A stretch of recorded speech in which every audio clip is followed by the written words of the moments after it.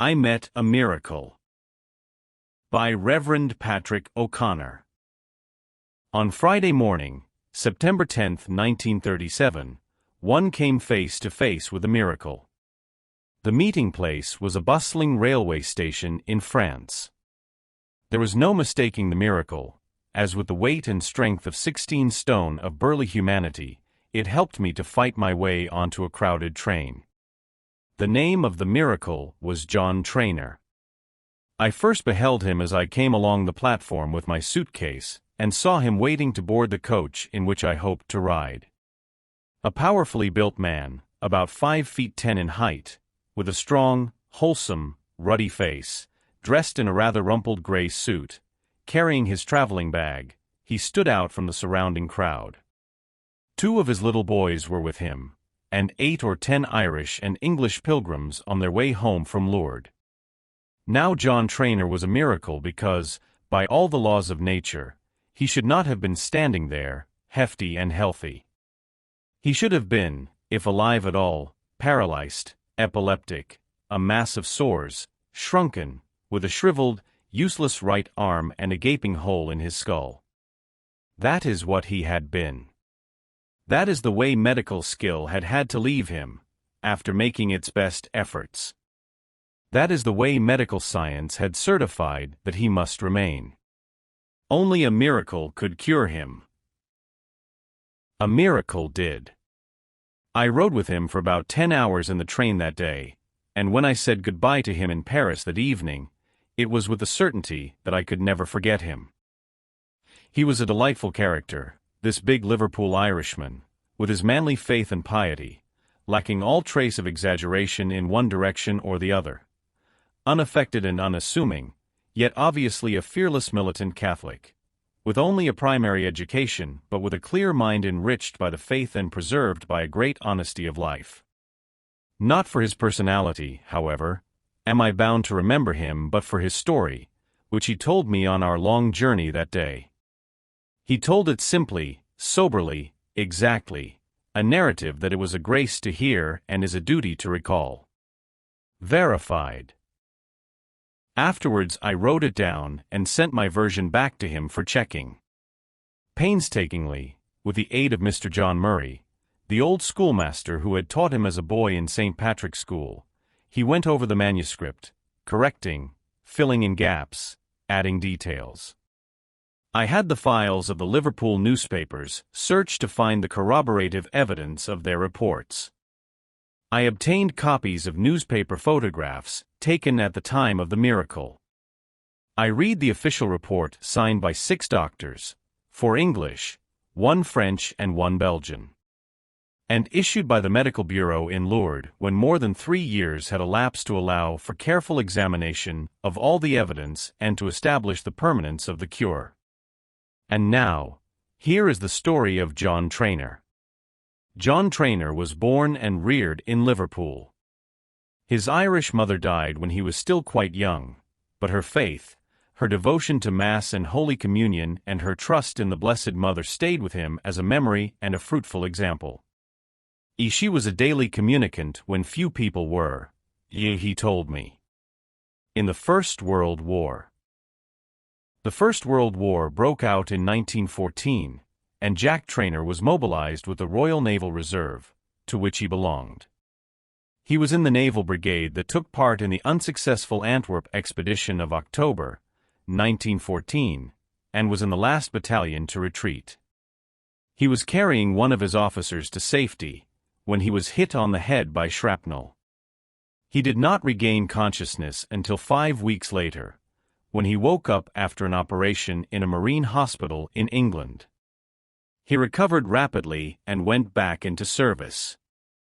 In 1915, lent to the 1st Dublin Fusiliers, as physical instructor, he was a member of the expeditionary force sent to Egypt and the Dardanelles.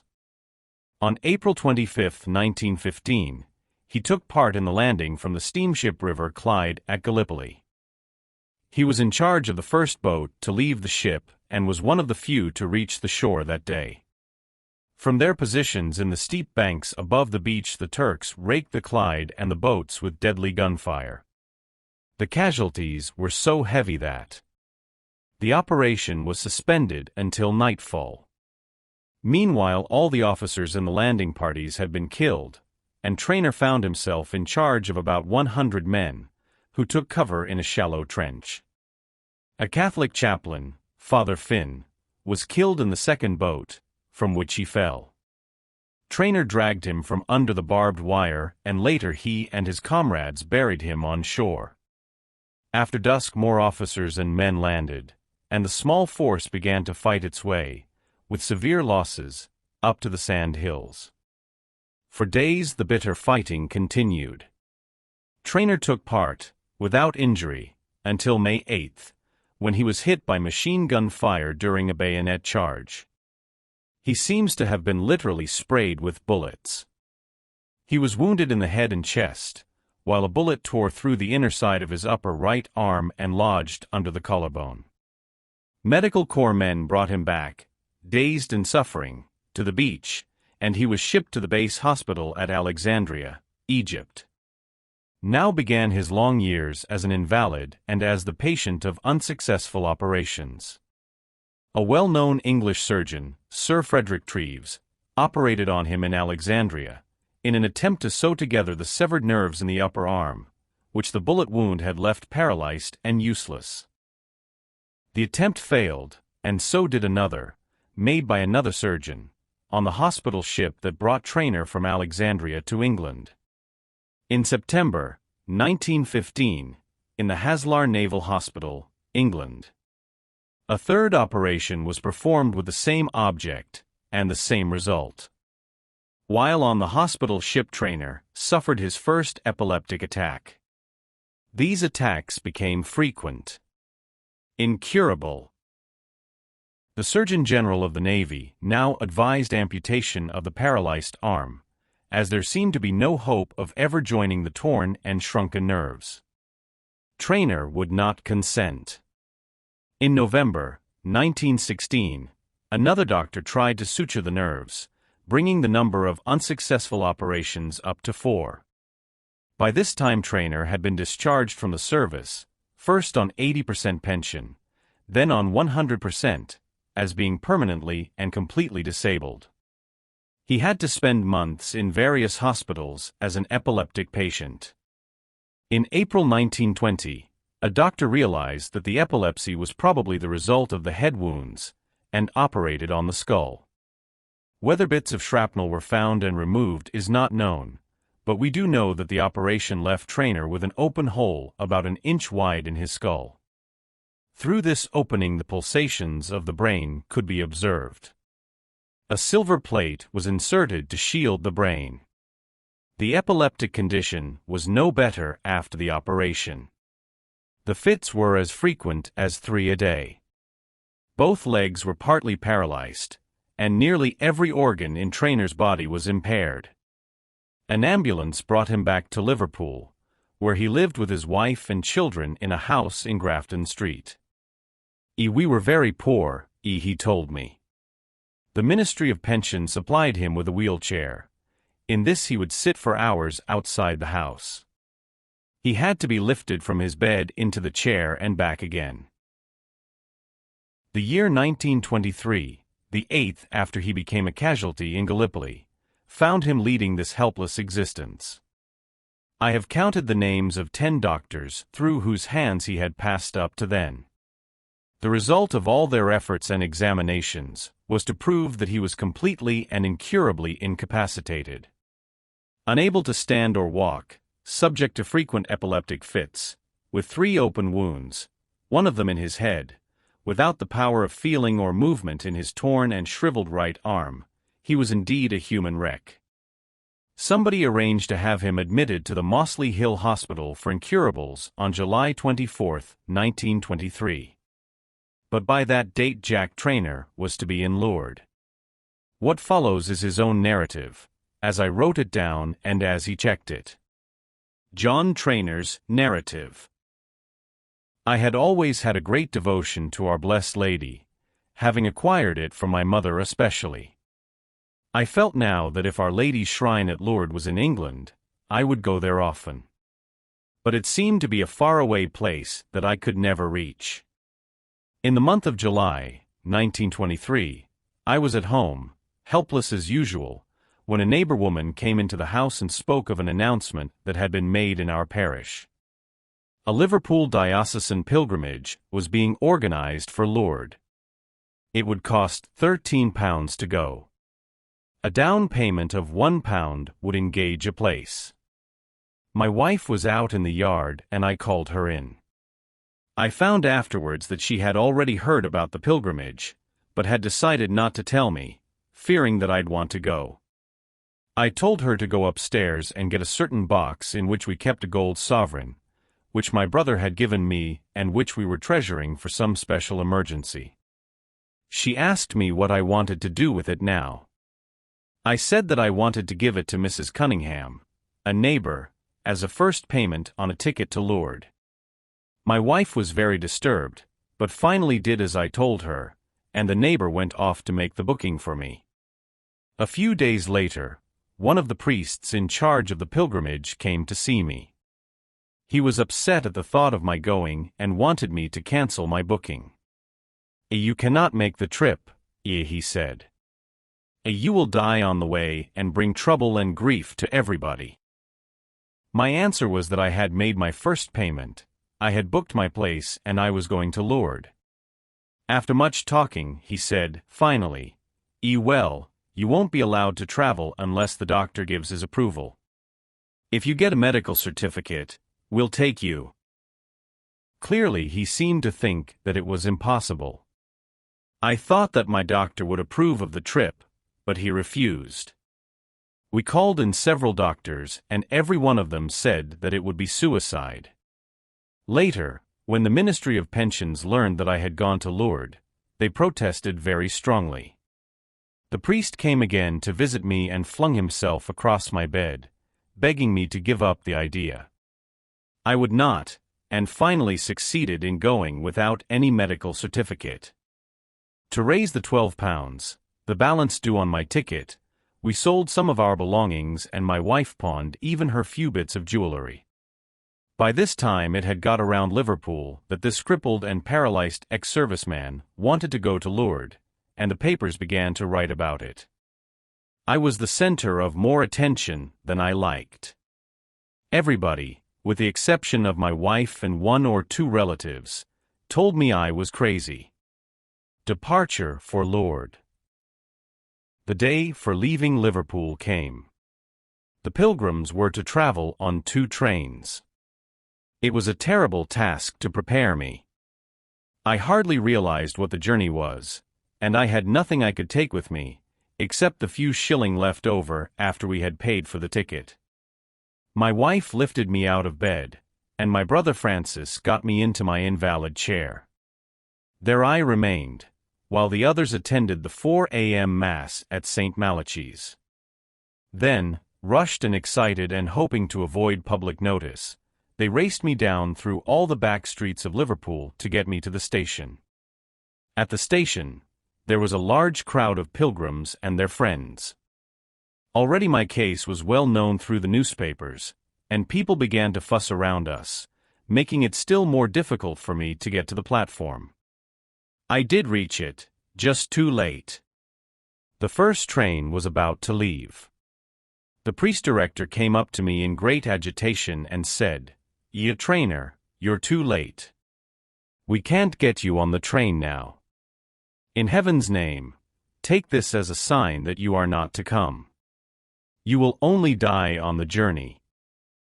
I said, Father, I have paid for my ticket to Lourdes and I'm going to Lourdes." He said, "You'll die on the way." I said, Then I'll die in a good cause."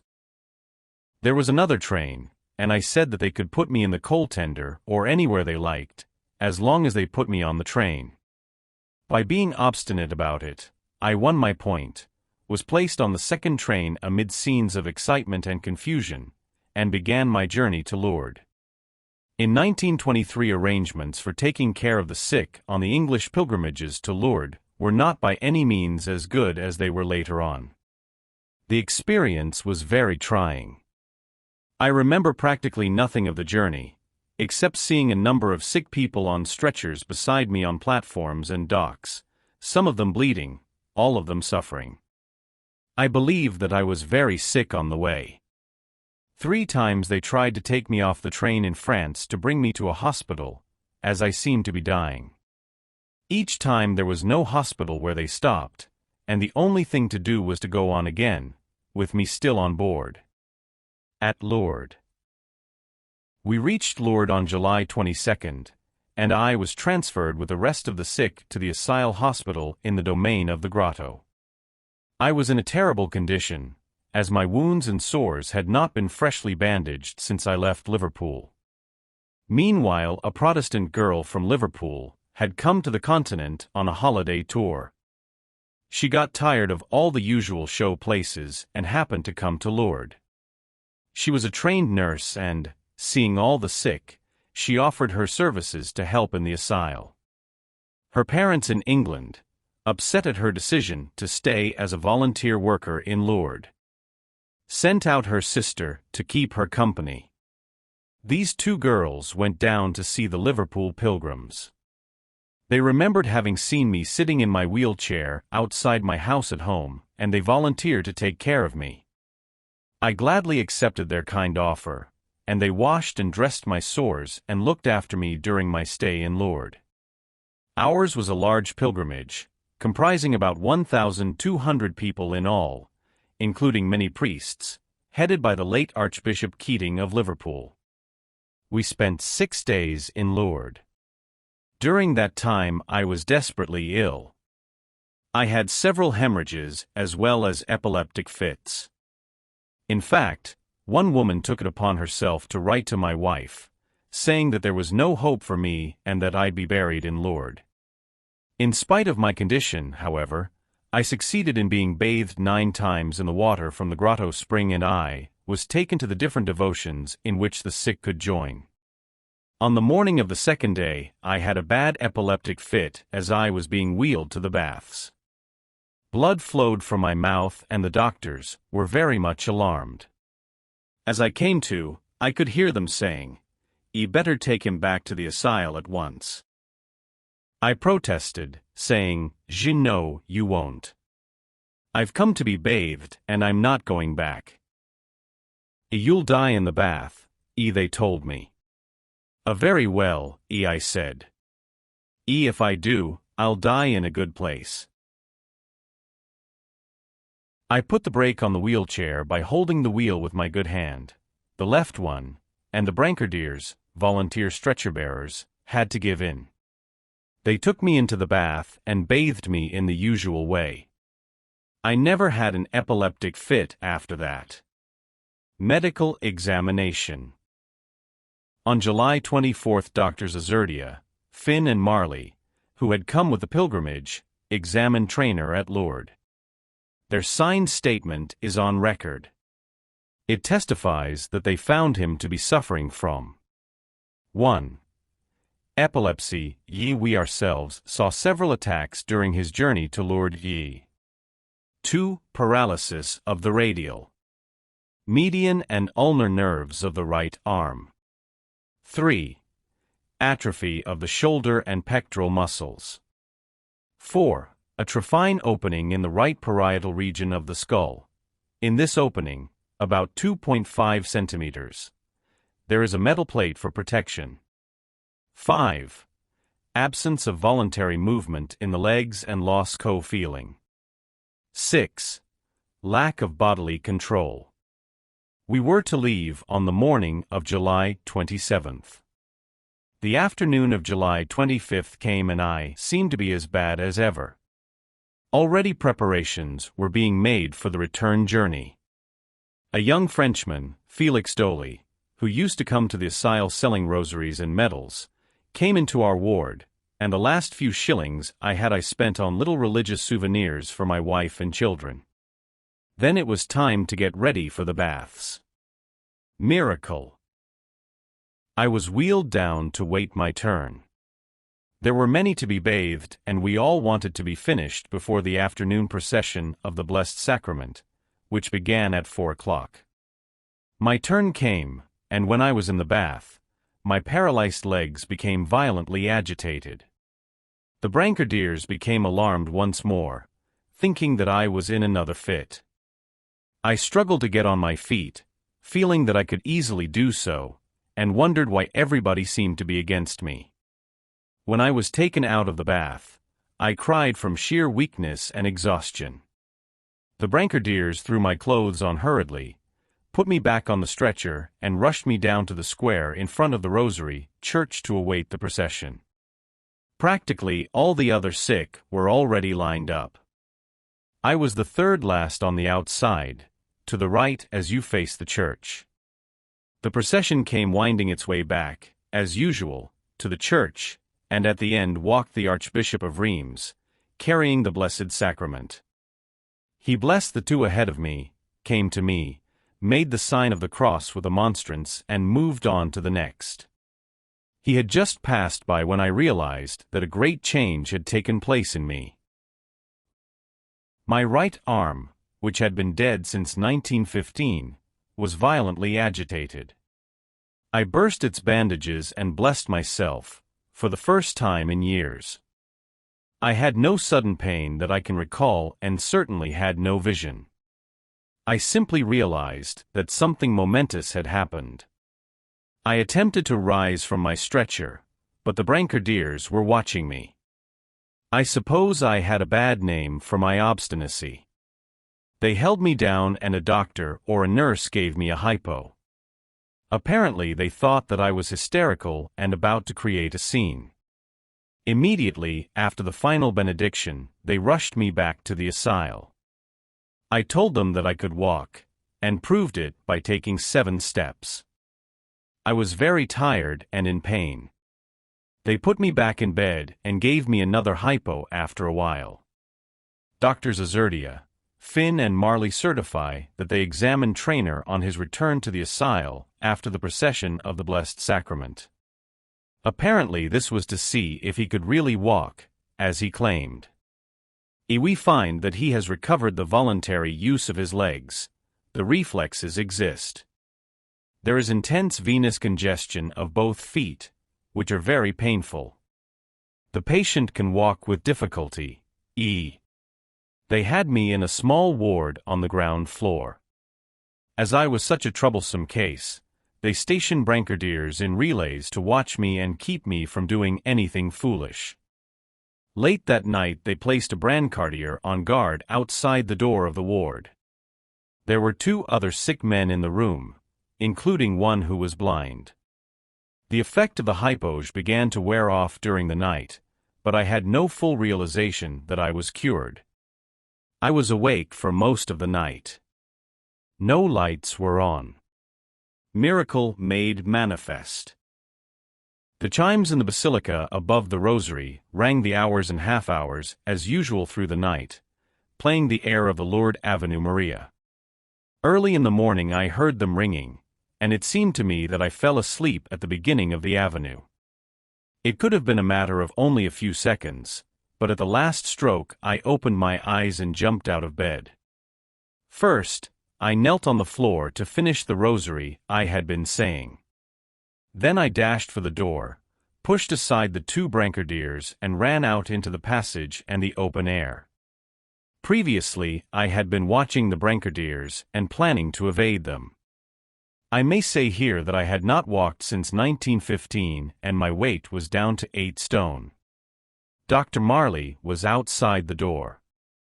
When he saw the man over whom he had been watching during the pilgrimage, and whose death he had expected, push 2 brancardiers aside and run out of the ward, he fell back in amazement.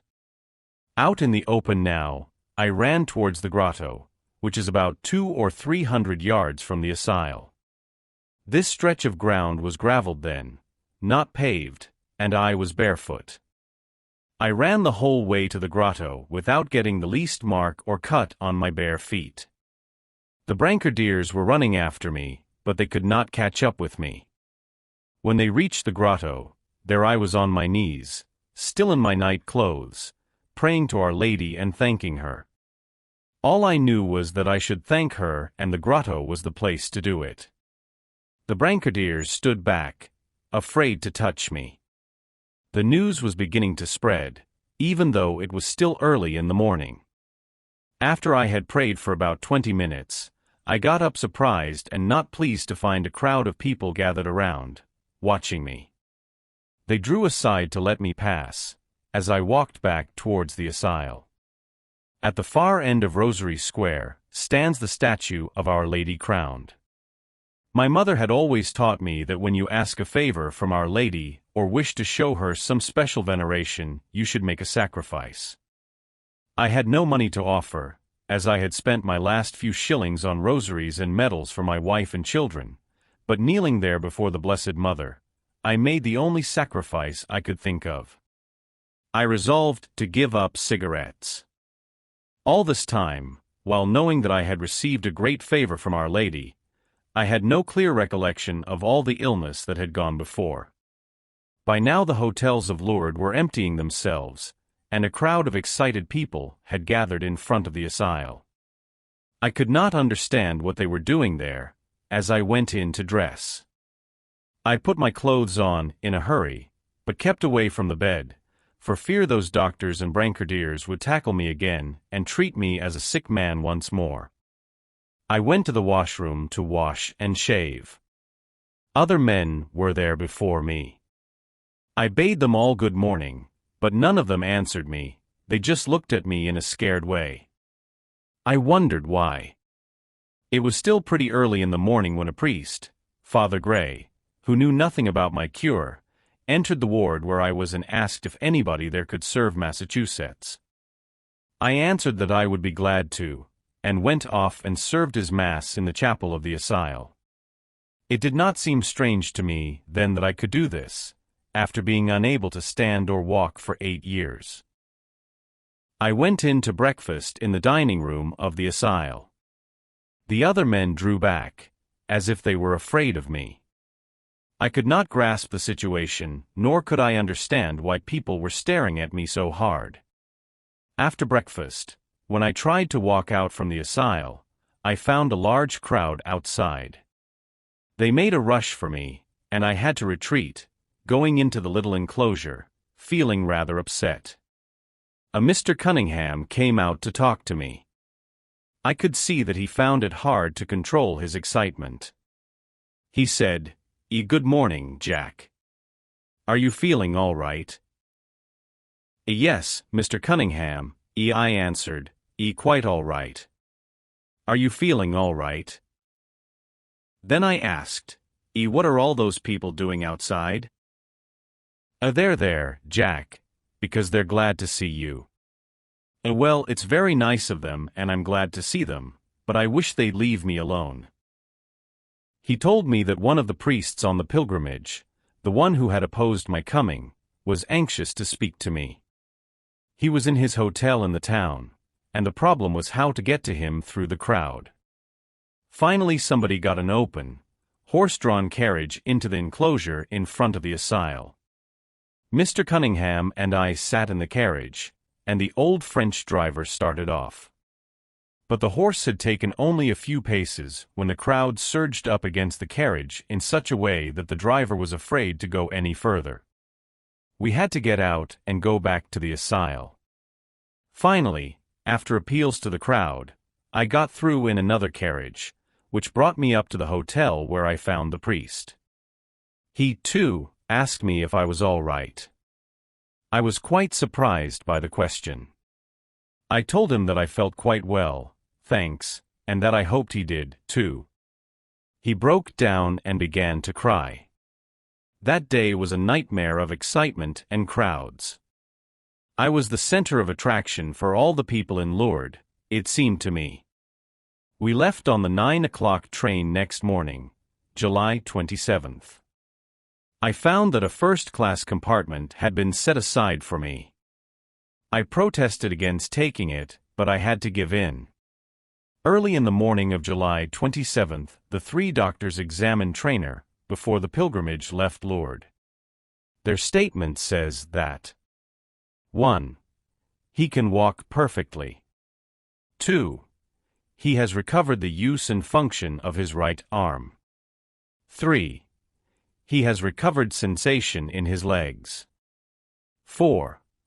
The opening in his skull has diminished considerably. There have been no more epileptic crises. When Traynor took off the last of his bandages on returning from the grotto on the morning of July 26th, he found every one of his sores healed. The train went up through France, and I was still in a sort of daze. At one of the stops, the door of my compartment opened, and to my amazement I saw the red skullcap of Archbishop Keating. He came up into the compartment and I knelt to get his blessing. He raised me up, saying, "John, I think I should be getting your blessing." I could not understand why he said that. Then he led me over, and we both sat down on the bed. Looking at me, he said, "John, do you realize how ill you have been and that you have been miraculously cured by the Blessed Virgin?" Then everything came back to me, the memory of my years of illness and the sufferings of the journey to Lourdes and how ill I had been in Lourdes itself. I began to cry, and the Archbishop began to cry, and we both sat there, crying like two children. After a little talk with him, I felt composed. Now I realized fully what had happened. Arriving home. Meanwhile, the news of the miracle had been telegraphed to the Liverpool papers, but my wife had not heard of it. Somebody on the train, Father Quinlan or Father McKinley, said to me that I should send her a wire.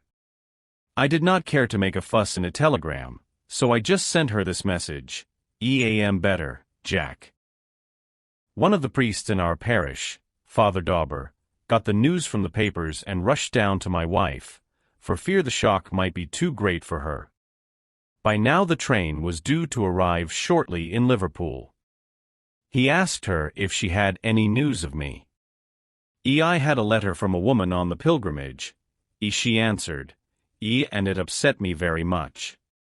It said that Jack was dying and would never leave Lourdes alive. But just today I had a telegram from himself saying that he is feeling better. She thought that I was only back to my ordinary state of bad health, having got over the danger I seemed to be in while in Lourdes.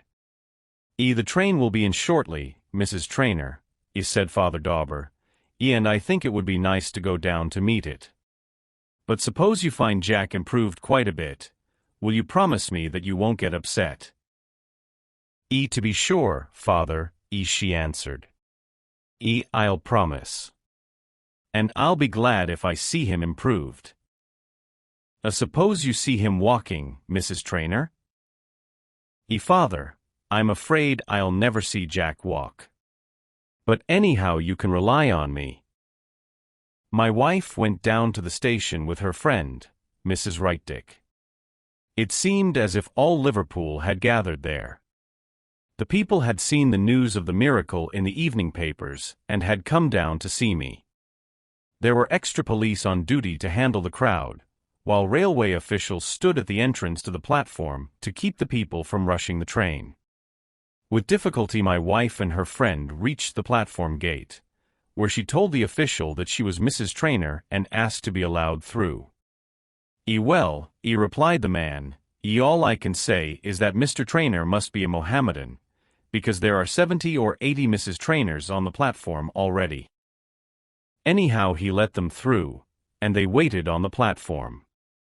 Meanwhile the railway company had decided that the only safe thing was to stop the train outside the station. They did this, and then the Archbishop walked towards the crowd, now a huge one, and addressed it. He asked the people to be orderly, and asked them to promise that if they just saw Traynor walk down the platform, they would be satisfied and would disperse. They assured him that they would. But when I did appear on the platform, there was a stampede. The police had to draw their batons to force a passage for my wife and myself to a taxi. My brother got a blow on the side of the head before he could fight his way into the taxi with me. We drove home, and I cannot describe the joy of my wife and children. I am in the coal and haulage business now. I have 4 lorries or trucks and about a dozen men working for me. I work with them. I lift sacks of coal weighing around 200 pounds with the best of them, and I can do any other work that an able-bodied man can do. But officially I am still classified as 100% disabled and permanently incapacitated. I never accepted a penny from anybody at the time of my cure or after it. I came back from Lourdes penniless, except for my war pension. I have never permitted any money to come to my family in connection with my cure or the publicity that has followed it. Nevertheless, Our Lady has improved my temporal affairs, too, and, thanks be to God and to her, I am now comfortably situated, and my children are all well provided for. 3 of them have been born since my cure, one a girl whom I have named Bernadette. The 2 non-Catholic girls who looked after me when I came to Lourdes joined the church as the result of my cure. Their family at home in Liverpool followed their example, and so did the Anglican minister of the church they had been attending. I know of another parson who would like to follow suit, only that he is a married man with a family. A large number of conversions in Liverpool have resulted from the miracle. I go to Lourdes now every year and work as a brancardier there. I have gone twice and 3 times in one season. Final medical report. On July 7, 1926, Traynor was examined again at Lourdes by Dr. Vallée, president of the medical bureau, together with 5 other doctors, Drs. Azurdia, Finn and Marley of Liverpool, who had examined him before and after his cure in 1923. Dr. Harrington of Preston and Dr. Morkins of Antwerp, they found no trace of epilepsy or paralysis. His right arm was completely free from atrophy. The pectoral and shoulder muscles were fully restored. His wrist worked normally and he could use his right hand. As often happens in Lourdes cures, he had a souvenir of the injuries from which he had been miraculously liberated. The right hand does not hang quite normally, it is slightly en griffe. The right forearm is barely 1.5 centimeters. Less thick than the left. The only trace of the hole in his skull was the slight depression that could be felt in the bone. The official report, issued by the Medical Bureau at Lourdes on October 2, 1926, declared that this extraordinary cure is absolutely beyond and above the powers of nature. The most striking part of this multiple miracle is probably the instantaneous cure of the right arm. The nerves had been severed for 8 years. For surgical operations had revealed that they were truly severed and had failed to reunite them. More than mere suture would be necessary before the arm could feel and move again. The shrunken nerves would need to go through a long process of regeneration. A feat that expert surgery had failed 4 times to do and a process that requires months of gradual restoration were achieved instantaneously as the Blessed Sacrament was raised over John Traynor. Another group of experts testified, though unconsciously, to the miracle. These were the doctors and officials of the War Pensions Ministry. These gentlemen, after years of examination, treatment and inspection, certified that John Traynor was incurable, and they showed the strength of their conviction by awarding him full disability pension for life. They have never revoked that decision. Epilogue. As I was about to publish this account, news has come that John Traynor died on the eve of the Feast of the Immaculate Conception, 1943. The cause of his death was hernia, in no way related to the illness and wounds of which he was cured in Lourdes. For more than 20 years he lived a vigorous life, every moment of which he owed to the miracle of July 1923. For more than 20 years he was a standing, stalwart testimony to the power of Almighty God and the efficacy of the intercession of Mary Immaculate. In his rugged person he presented a tangible argument with which unbelief could not wrestle without being overthrown. For some this miracle has brought the surrender, which is a gain and a victory. Others, it has happened from the beginning and will happen to the end, have taken flight from the facts, in one direction or another. Miracles such as the cure of John Traynor are, of course, rare, while they are real. They point the way not to a wide-open exit from all physical suffering, but rather to the spiritual recoveries and triumphs that are certain to come from unhesitating faith and a childlike approach to Jesus Christ, through Mary, his mother and ours.